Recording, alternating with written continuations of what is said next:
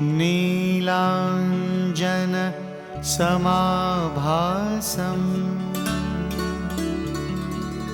रविपुत्रं यमाग्रजम् छायामार्तण्डसम्भूतम् तं नमामि शनैश्चरम्।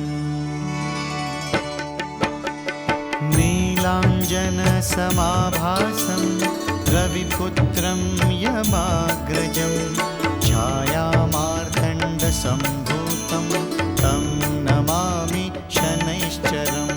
नीलाञ्जनसमाभासं रविपुत्रं यमाग्रजं छायामार्तण्डसम्भूतं तं नमामि शनैश्चरम्। नीलाञ्जनसमाभासं रविपुत्रं यमाग्रजं छायामार्तण्डसम्भूतं